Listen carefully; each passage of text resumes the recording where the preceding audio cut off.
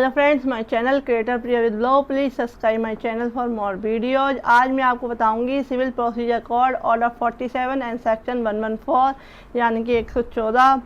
Friends, जो section 114 है civil procedure code का और जो ऑर्डर 47 है, दोनों रिलेटेड है रिव्यू से, पुनर्विलोकन से। तो फ्रेंड्स, पहले समझते हैं कि पुनर्विलोकन क्यों किया जाता है, क्यों इसको का प्रोविज़न सिविल प्रोसीजर कोड में बनाया गया है। जो पुनर्विलोकन है, रिव्यू है, उसका प्रोविज़न इसलिए किया गया है कि जजमेंट, डिक्री या ऑर्डर होने के बाद कोई त्रुटि यानी कि कोई गलती, भूल या त्रुटि रह जाती है, तो उस केस में उस रॉन्ग को, उस गलती को सुधारने के लिए जो रिव्यू की एप्लीकेशन है, वो उस रिव्यू को पुनः विचार करके कोर्ट उस जो त्रुटि है उसको सही कर देता है, शुद्ध कर देता है। तो इसलिए जो रिव्यू का है प्रोविज़न वो बनाया गया है, जिससे कि जो अगर रिव्यू का प्रोविज़न नहीं होगा तो जो जजमेंट, ऑर्डर या डिक्री है उसका त्रुटि को सुधारने के लिए उसकी अपील करनी पड़ेगी, और अपीलीय कोर्टों को यानी कि अपर कोर्ट्स को बर्डन का लोड बढ़ेगा, वर्क लोड बढ़ेगा, और केस की बहुलता यानी कि बहुत सारे केसेज आ जाएंगे उनको इससे रिलेटेड। तो इन चीज़ों को कम करने के लिए उसी कोर्ट के द्वारा जिसके द्वारा डिक्री पारित की गई है, जजमेंट या ऑर्डर पारित किया गया है, पास किया गया है, उसी कोर्ट के द्वारा रिव्यू की एप्लीकेशन देके उस त्रुटि या गलती को सुधारा जा सकता है। तो ये प्रोविज़न इसलिए बनाया गया है। फ्रेंड्स, जो ऑर्डर 47 है, जो सेक्शन 114 है, वो दोनों में यह प्रोविज़न बताया गया है कि जो आवेदन है, जो एप्लीकेशन है रिव्यू की, वो किस ग्राउंड्स पे दी जा सकती है। तो जिस केसेज में जो एग्रीड पर्सन है, पीड़ित पक्ष, जिसके अगेंस्ट कोई डिक्री या ऑर्डर या जजमेंट हुआ है, वह उससे संतुष्ट नहीं है, उसे लगता है कि किसी तरह की इसमें गलती है, तो वह रिव्यू की एप्लीकेशन दे सकता है। उन केसों में जहां जो केस है जिसमें डिक्री और ऑर्डर की अपील हो सकती है लेकिन जो अपील नहीं की गई है, उसमें वो रिव्यू की एप्लीकेशन दे सकता है कोर्ट में। और जो जिसकी अपील है ही नहीं, यानी कोर्ट में डिक्री और ऑर्डर की अपील नहीं की जा सकती, तो उस केस में भी वह पुनर्विलोकन यानी कि रिव्यू की एप्लीकेशन कोर्ट में दे सकता है। या किसी स्मॉल कोर्ट के द्वारा कोई जजमेंट दिया गया है, लघुवाद न्यायालय के द्वारा कोई जजमेंट दिया गया है, तो उस केस में भी जो व्यक्ति है, जो पक्षकार है, वह दे सकता है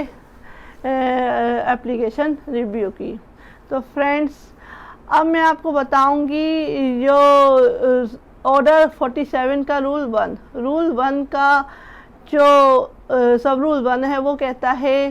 कि यदि कोर्ट को जो पक्षकार है, पार्टी है, उसको लगता है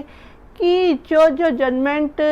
दिया गया है उसमें कोई ऐसा नया एविडेंस उसको मिलता है या कोई ऐसा फैक्ट्स मिलता है, लॉ से रिलेटेड, फैक्ट्स से रिलेटेड या प्रोसीजर से रिलेटेड कोई ऐसा महत्वपूर्ण एविडेंस मिलता है या कोई बात उसे मिलती है, तो उस केस में वह कोर्ट को कह सकता है रिव्यू की एप्लीकेशन के थ्रू कि वह इस जो केस है उसको पुनर्विचार करे। लेकिन कोर्ट पूछेगी कि आपने पहले क्यों नहीं बताया इस चीज़ के बारे में, तो जो व्यक्ति है, उस जो पक्षकार है, उसको बताना होगा कि जो फैक्ट्स है या जो एविडेंस से रिलेटेड कोई उसे नई चीज़ मिली है उस केस में, तो वह जब डिक्री बनाई जा रही थी या कोई ऑर्डर किया जा रहा था, उस समय उसकी नॉलेज में नहीं था, तो ये उसे प्रूव करना होगा, तभी ये रिव्यू की एप्लीकेशन है वो मान्य होगी। अब जो सब रूल 2 कहता है कि जो अपील है, एक पक्षकार के द्वारा अपील की गई है उसी केस में, और जो दूसरा पक्षकार है उसके द्वारा रिवीजन किया गया है, क्या ये दोनों एक्सेप्टेबल हैं? ये एक्सेप्टेबल है, लेकिन अगर जो जैसे कि ए एंड बी है, ए की तरफ से अपील की गई है और बी की तरफ से रिव्यू की एप्लीकेशन दी गई है, तो कोर्ट उसे मंजूर तो कर लेगा, लेकिन यदि उसके ग्राउंड्स सेम है, यानी कि अपील के ग्राउंड्स भी सेम हैं और जो डिक्री की वो जो रिव्यू किया गया है उसके भी ग्राउंड सेम हैं, तो उस केस में जो कोर्ट है वह रिव्यू की एप्लीकेशन स्वीकार नहीं करेगी। तो फ्रेंड्स, इस आधार पर वह रिव्यू की एप्लीकेशन जो है वो मना कर सकती है, नामंजूर कर सकती है। लेकिन जो कोई यानी कि जो रिव्यू की एप्लीकेशन है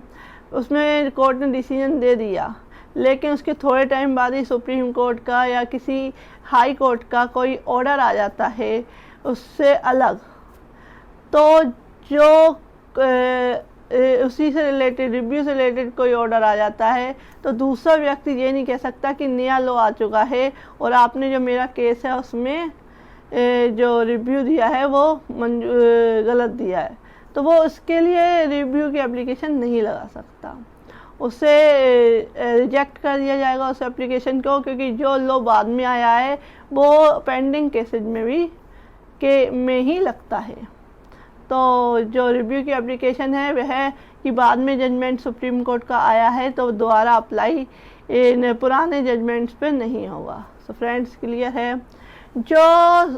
रूल 2 है ऑर्डर 47 का, रूल 2 कहता है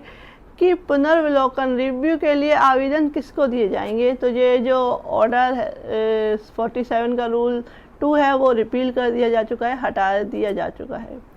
जो रूल 3 है, रूल 3 कहता है जो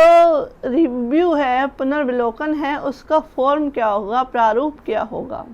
तो इसमें सेम फॉर्म अप्लाई होंगे जो अपील के लिए अप्लाई होती हैं, बस थोड़े बहुत चेंजेस के साथ ये अप्लाई होंगे। तो ये कहता है रूल 3। रूल 4 क्या कहता है, रूल 4 क्या जाता है आवेदन कब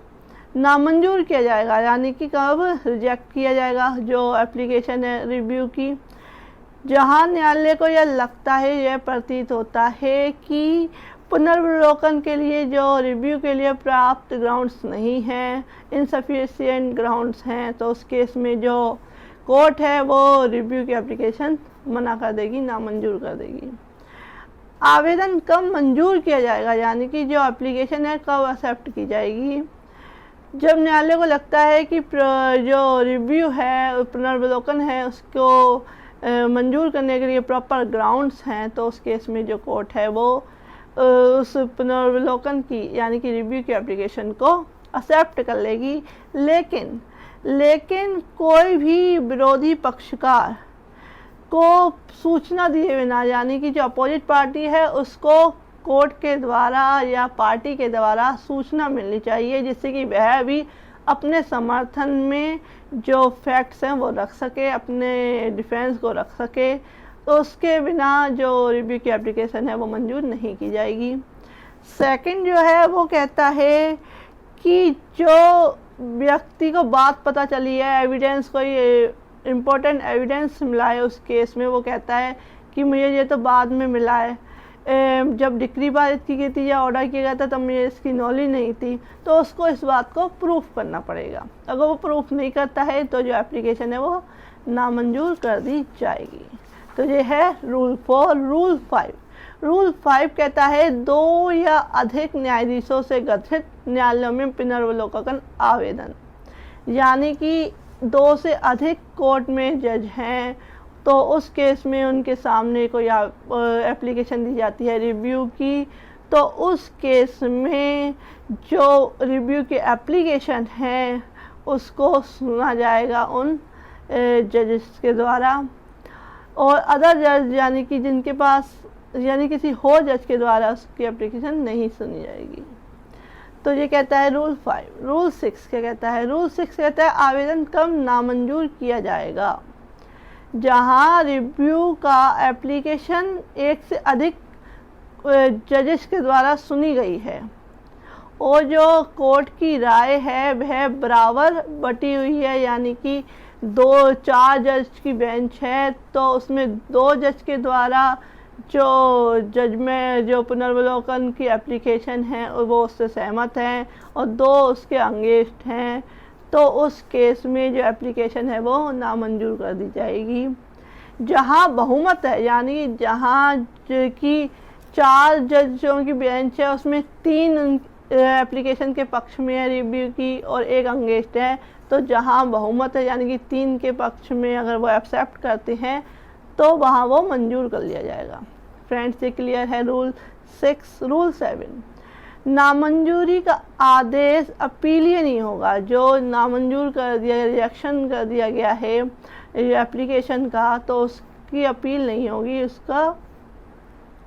उसके ऊपर अपील नहीं की जा सकती है कोर्ट में। जो मंजूर किया आवेदन का रजिस्टर पे चढ़ाया जाना और फिर से सुनवाई के लिए आदेश, यानी कि रजिस्ट्री ऑफ एप्लीकेशन ग्रांटेड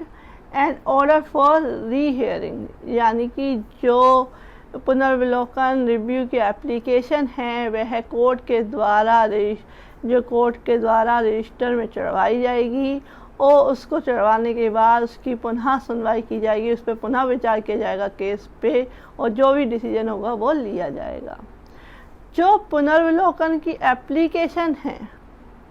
उसका दोबारा से उसकी पुनर्विलोकन नहीं हो सकता कि एक बार एक व्यक्ति ने